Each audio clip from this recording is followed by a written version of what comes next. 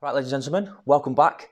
Now, this is by far the most frequently asked question I get, whether it's on YouTube, Instagram, Facebook, or at car shows, or even just people in general when they see me out and about. Because when people realise that my car's manual, the first thing that they think is, how on earth do you drive that? So in this video, I'm going to cover how much it costs to do the conversion on my specific cars. Obviously, prices might vary if you adapting something else.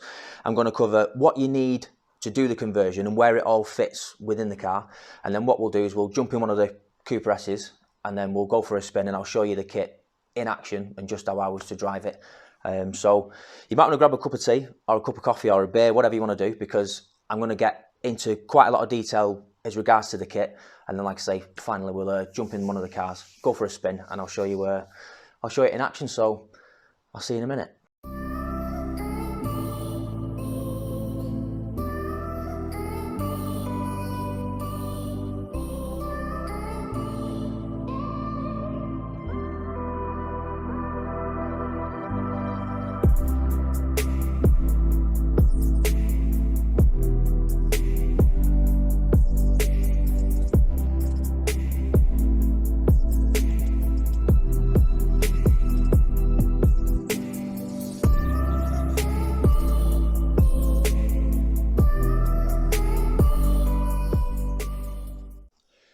Right, okay, so let's start with what the kit actually is. So the kit is made by a company, or the product is actually called Guido Simplex. So it's an Italian company. They've been around for years and years and years. And I've got the Guido Simplex clutch fitted to my van, the Mark III and the Mark I. So all three of my cars are running this Guido Simplex clutch system. They're also running, apart from the adaptation for the clutch, they're also running just a standard push-pull hand control, which is supplied by Jeff Gosling's. Now I've got the standard push-pull hand controls on, again, all three of my minis. I've got them on my works van and I've got them on the X1 as well. So each individual hand control is set up for each individual car. So obviously pedal lengths are different, steering column lengths are different, but on the minis they're fairly simple. And obviously the hand controls that I've got fitted to these cars, they're not interchangeable hand controls. You can get interchangeable hand controls from a company called Lynx, but one, they're super sketchy. I've drove with them and I really don't like them. And two, because the minis have got such small pedals on them, the actual clamps for the Lynx hand controls don't actually fit. So the only option you've got really is to have fully fitted hand controls. And also for insurance purposes for me as well, my insurance company want the hand controls and clutches and stuff to be set up by a professional company as well. Should, God forbid, anything happen, they know it's not down to kind of the negligence of whoever's fitted the hand control. So that's why they've got to be fitted by a professional. Like I say, the same goes for the clutch kit as well.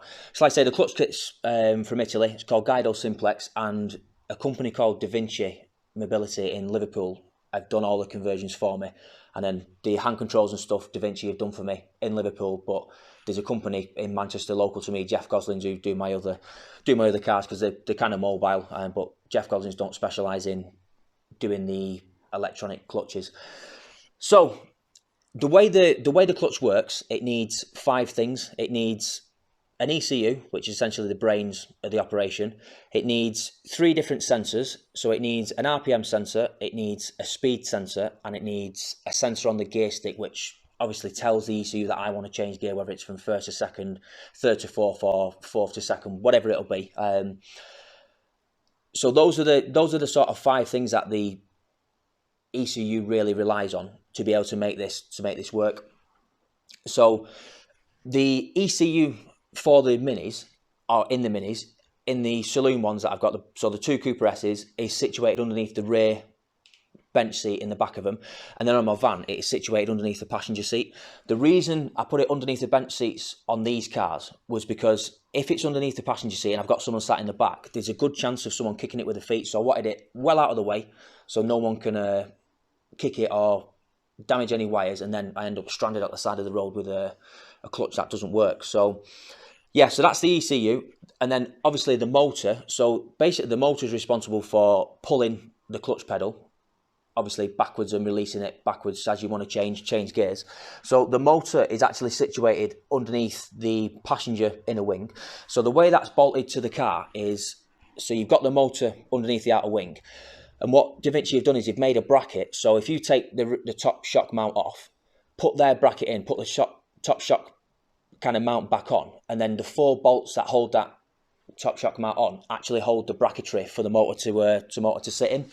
So the way that motor connects from the outer wing towards the clutch pedal is via a cable. So there is a cable that runs from the underneath the outer wing along the back of the slam panel, and then it goes down to the toe board, and then you have to drill a hole in the toe board, go through to the clutch pedal, and obviously as that motor pulls that wire, it pulls the clutch in, and as it releases it, it obviously releases that clutch when you want it to go to biting point or what have you. So that's the ECU, and that's the motor. So to control the motor, the ECU needs a speed impulse, which we've done off one of the rear wheels. So on the Mark III, it is done off the passenger rear wheel, and on the Mark I, it is done off the driver's rear wheel. So when I first fitted this hub, or had the hub fitted, I had it fitted to that one, just because it was on my side. Now it turns out, to actually wire it into the ECU, it's easier to do it from the passenger side as it is supposed to the driver's side. So my Mark I has got it on the driver's side, but now my Mark III and my van have got it on the passenger side. So that wheel speed sensor is basically basically that role of the speed sensor is to tell the ECU how fast the car's going, or whether it's stopped still. So obviously if it stops still, the way the car will let the clutch out is different than what it would be if you're doing 10 miles an hour, 20 miles an hour, or if you're just going along the motorway. It basically feeds the information to that ECU. Secondly, it needs an RPM sensor, or an RPM impulse. So the RPM impulse is basically taken from the negative side of the coil. Obviously, being a Mini, that's where you get your RPM impulse from if you was running a Smith's tacho, just like I am in the Mark I. So like I say, they take it from the negative side of the coil, and again, it's the same on all three of my Minis. And like I say, that's fed back through a wire, through where the existing wiring loom goes, into the car, and then obviously to the ECU to obviously then feed the ECU the information of how many engine revs the car's doing. And then finally, in terms of sensors, there is a sensor on the gear stick of the car. So I've opted for like a infrared kind of heat sensor gear sensor, because the gear knobs on a Mini are really small, unless you get to like the later Minis that have got a bit of a bigger gear knob. So I've gone for a sensor which is basically drilled through the original gear knob, and obviously as I put my hand on it, you can see there that I make contact with that sensor, and that'll then tell the ECU that I want that clutch to dip. So that's basically it in terms of the kit and how it works. Now, one thing I have worked on with a chap called Colin this time round is, traditionally when we was getting a speed impulse, we was using the speedo cable. So as the speedo cable spun, it went into a transducer, which is on my bench here somewhere. Just bear with me 1 second. It is here somewhere.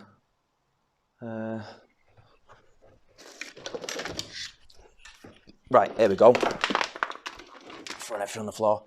So yeah, the way we was getting the speed sensor originally was the speedo cable had to be cut in half. It had 2 crimps put on either side, and then the bottom end of the speedo cable went into there, top end went into there, and then into the back of the binnacle, so your speedo still worked on your car.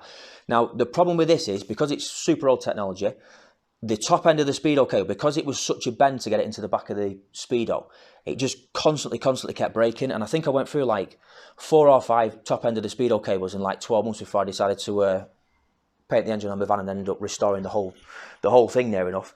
So that was one thing I wanted to change when I got round to doing these two.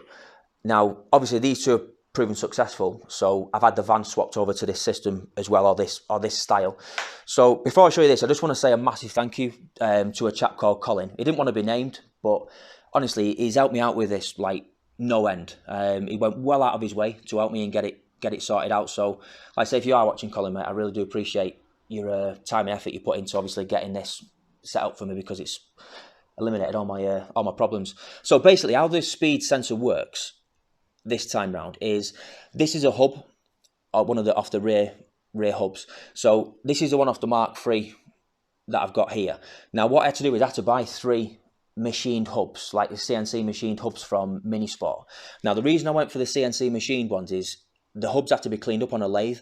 Now the CNC machined hubs have got like a nice shoulder on them, which you can kind of machine, so you get like a nice flat surface for the cog to go on. So basically, once the hubs were machined off, so it was a nice kind of flat finish, I had a cog heated up and then it was kind of shrunk back onto the hub. I've got a picture now which I'll overlay. So you can see there that cog is on the back of that hub, and obviously as that hub spins, that cog obviously goes with it.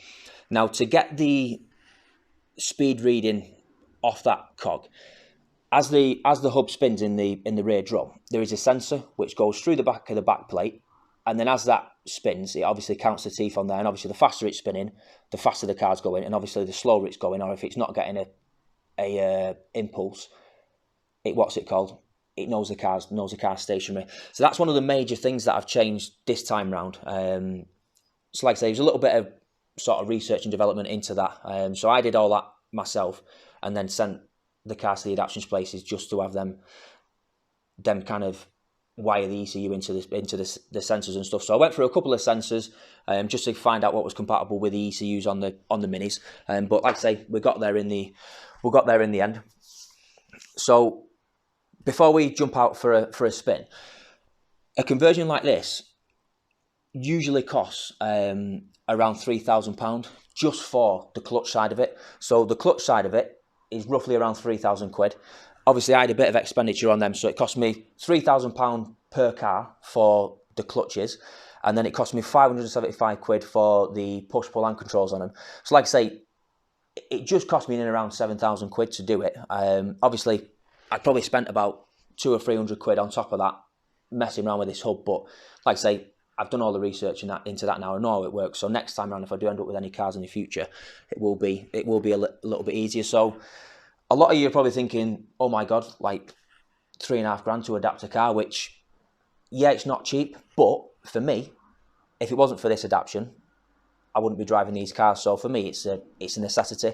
And it's something that you have to self-fund. You can't get, like I say, I know some people can get like disability payments and all that kind of stuff, but this has all been self-funded from my end. I've not had any kind of grants to do this. So unfortunately, you've just got to fork out for it yourself.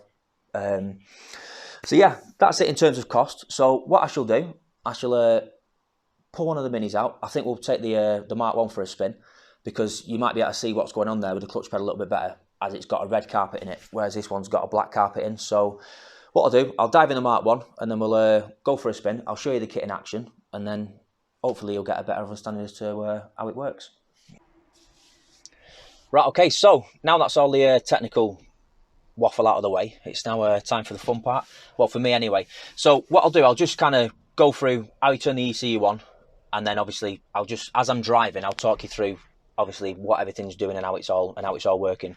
So to start with, you can have the ECU so it's always defaulted to be switched on, or you can turn it on as and when you want. So at the moment the car's set up for someone to get in and drive with the feet. So like I say, usually what happens when it's turned on is as soon as you turn the ignition on, the clutch will dip. But I always turn the clutch off after I've finished driving, because what I don't like doing is starting it from cold with the clutch dipped, like say when the ECU is turned on, as obviously it puts pressure. I think it's on some thrust washer or release bearing, something like that. So what I'll do now, I'll just fire the car up as I normally would. I say we're nice and warmed up. So like I say, so to turn the ECU on, I've got a little control panel down here on the cross member. So by pressing the red button, it's going to turn the ECU on, and what you're going to see now is the ECU is going to pull that clutch in. So as soon as I turn it on, that clutch is now dipped. So the car's essentially now ready to go. So what the car's reading for now is the speed impulse and the RPM impulse. Now the car, or the ECU, knows now the car's at a standstill. So when it lets that clutch back out now, it's only going to feed it to the biting point. It's not just going to sling it straight out, because otherwise the car will stall. Only when you're in motion, the ECU will let the clutch come out past the biting point, just as you would if you was driving it with your feet. So like I say, first gear now. Wait for this car to pass. Mark 1 life, I've only got one mirror to look out the back. Okay, so like I say, when I start to accelerate now, happen pretty quick, that, because I'm going down a hill slightly. like I say, I'm in second gear now, so when I go from second to third, it lets the clutch out straight past the biting point because the ECU's reading how fast the car's going. Now we're doing about sort of 25-30 miles an hour at the moment, so it knows that it doesn't need to find that biting point. And then when I go from third to fourth, again it just lets it straight back out. So when you want to change gear, there's a sensor, like I discussed earlier, on top of the gear stick. So as soon as I put my hand on that now, that lets that clutch dip. As soon as I release, it reads the road speed and the RPMs and then lets the clutch out accordingly. And like I say, it doesn't matter whether you're going slow, fast, the ECU will automatically read what the car's doing and let the clutch out accordingly. So the easiest way for me to describe what the ECU is essentially like your brain. So as you're driving a car, you know yourself how fast you need to let the clutch out, how fast you're going, and that basically is the job of the ECU. And then obviously the motor is essentially my left leg for the clutch. It's like, say, if I go through the gears, and like I say, now we're at a complete standstill, it'll let the clutch out to the biting point, into second, third. This car's so much fun. I absolutely love it. I like to say that. So like I say, every time you put your hand on that sensor, it dips the clutch. So what you can do as well, if you wanted to just coast, I could put my finger on that and it automatically dips the clutch, and now I'm just rolling. As soon as I take my finger off, it lets the clutch back out.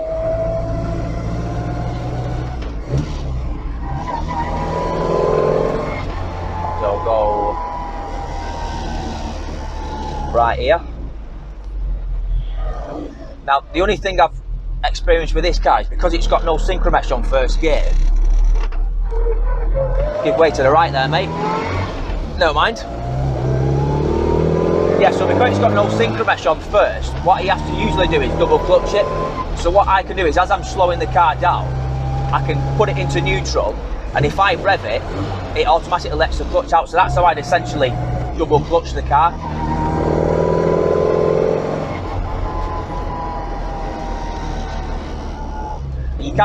You can rev match as well with the I like to say, I'm used to driving my van. Third gear's not as far over on a remote gearbox. On the rod change, you have to like swing it right the way over, just straight forward. That's one thing about this car that I really like, is all the gears are super close together.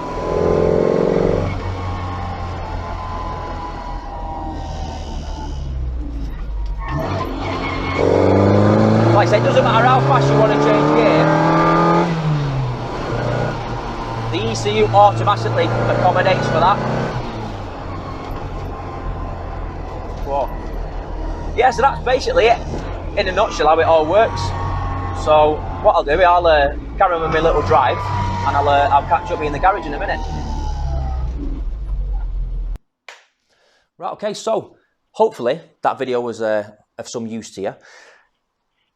Now, there's probably things that I've missed, and I wanted to try and keep it specific to the Minis. Now, if anyone's got a different type of car, I know I've spoke to loads of people with different types of classics and kind of told them the basic principles of the kit and how it works, like I have with you guys, but obviously things will vary from car to car. So, like I say, if you've got any questions, you can either contact me in the comment section, or you can get me on Instagram or Facebook, something like that. So like I say, if you've got any questions, message me, or if you want to go direct to Davinci, I'll leave a link to Davinci's website in the description of this video as well, and you can contact Mark there as well, who's kind of the leader of this kind of adaptation at Davinci.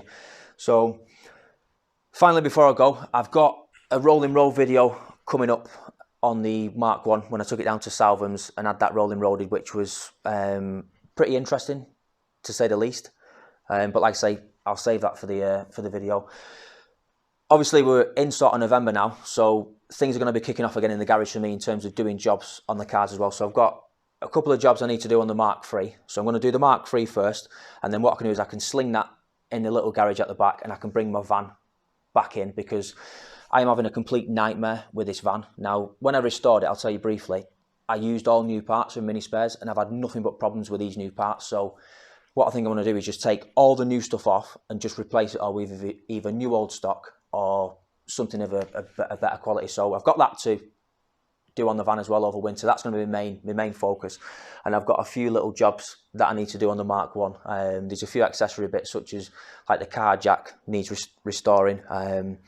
Just a few other little bits and bobs which will just keep me busy over the winter months. So, like I say, if you've got any questions, lads or ladies, get in the comment section, and I shall see you in the next one, which will be the rolling road day for the Mark 1. So, take it easy, and I'll see you next time.